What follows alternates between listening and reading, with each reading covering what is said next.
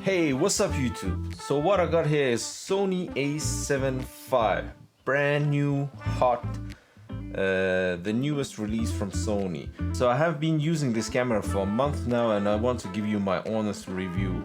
So let's talk about this.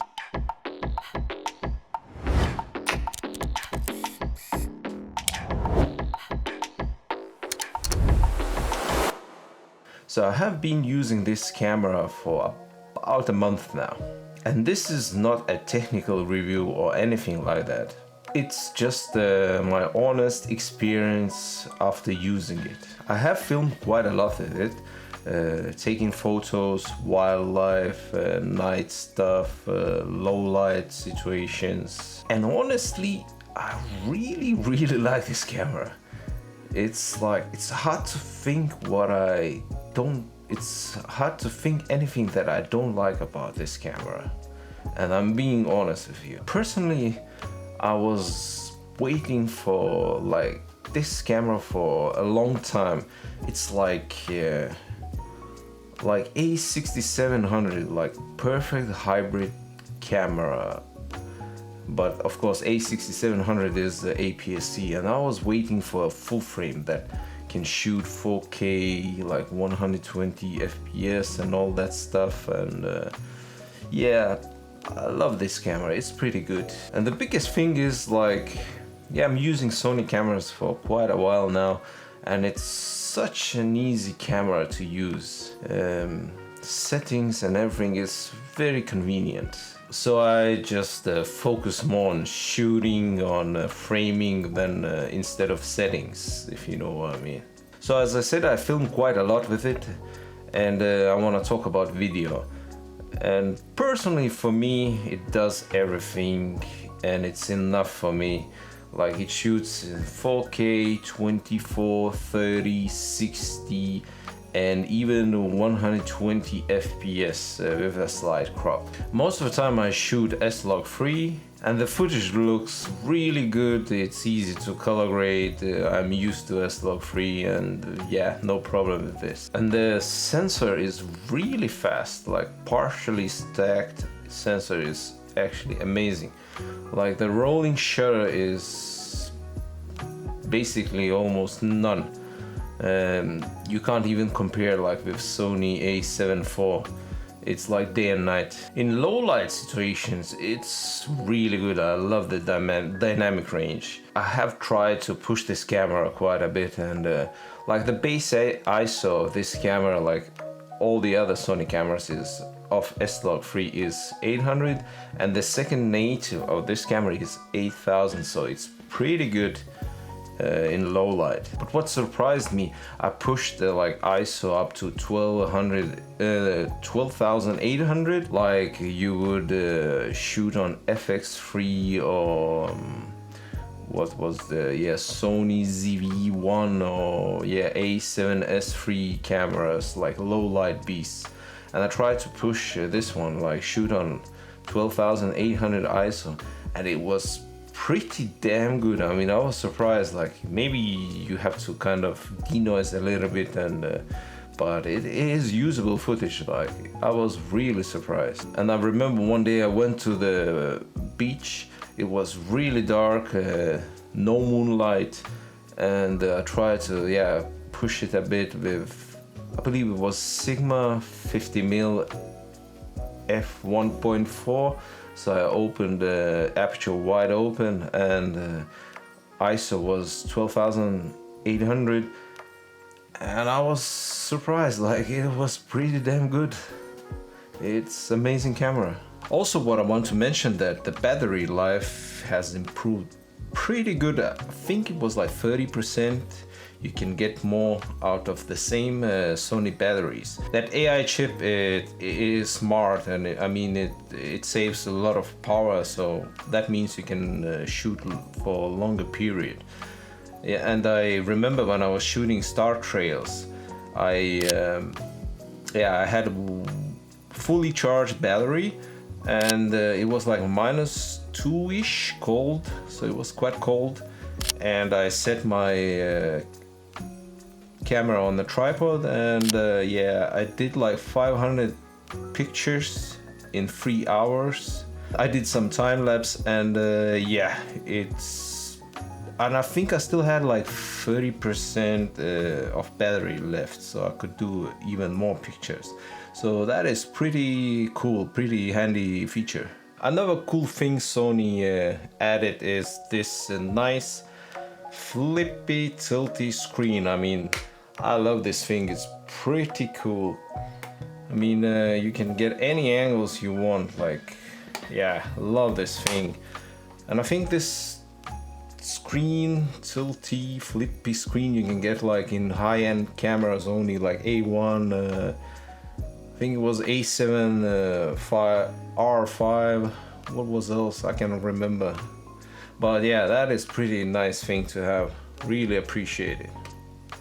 So basically what Sony did is add small but really impactful things, I mean important things.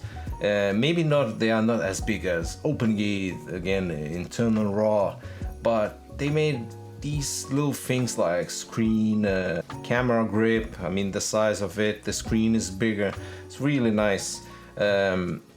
Yeah, 60 FPS, so you can shoot full frame, like use the whole sensor. Yeah, 124 FPS in 4K with a slight crop, but still it's pretty cool.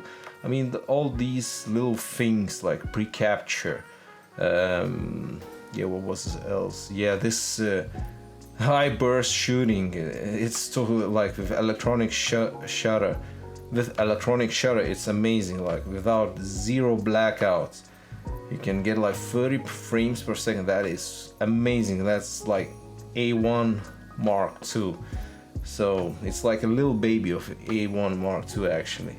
So they put those little things inside this camera, and yeah, they made it like perfect hybrid camera. As I said, it's not maybe OpenGate and all that stuff, but yeah, I think for me personally this is a perfect hybrid camera. Yeah, also I want to mention that the autofocus of this camera is nuts. Like seriously, really nuts. Like I own an A7C Mark II, the one I'm shooting right now, and it has already, like, I thought it was best what you can get, but here, trust me, I see the difference. I feel, especially when you take pictures of wildlife and flying birds. Like yeah, I use Sony's 200 to 600 mil lens, so it's pretty heavy, big lens. And when you zoom in all the way 600 and you pan and you try to track the bird, autofocus just sticks. It's incredible. It's really really good. Yeah, and I said for photography, it's a beast camera. Seriously, like you get 30 frames per second, zero blackout with electronic shutter. It's crazy. It's like, yeah, it's like a machine gun. Also, you have a cool feature, pre-capture. So you kind of like, you press half of the shutter button and it already, I cannot remember how many pictures, but it already takes some pictures. So it's kind of impossible to miss a shot. By the way, there are a lot of people who hate this camera because there are no OpenGate, no internal RAW. Yeah, I mean, I don't need these things. And yeah, there are like other brands like Canon, Panasonic or Nikon. They put these big huge things in their cameras at the same price point. Yeah, it's cool, but I mean, I would not change the whole system just because of OpenGate and internal RAW. As I said, I have been using Sony cameras for quite a long now, and I have a lot of lenses, and it would be it would make no sense to change like system now.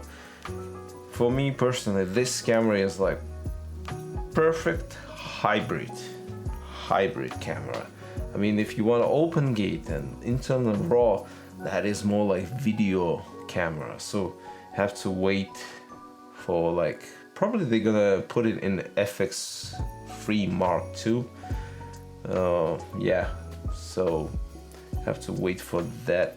Yeah, what I can say, this camera won't be for everyone. I mean, if someone needs that open gate internal RAW, then they have to maybe wait for FX3 Mark II or something like this, or they have to change the system like to Nikon, Canon, Panasonic. But for me personally, it makes no sense. I have lenses for lenses for E-mount, and it would make no sense to change the system just for that. So personally, for me, this camera is absolutely perfect. I love this thing. It's a tool. It's a great tool. It does everything for me what I need. So yeah, that's my honest experience review. I hope you liked the video, and let me know in the comments, what do you think about this camera? Have you already got the A75, or are you planning to buy it? So yeah, let me know in the comments, and see you in the next one. Bye.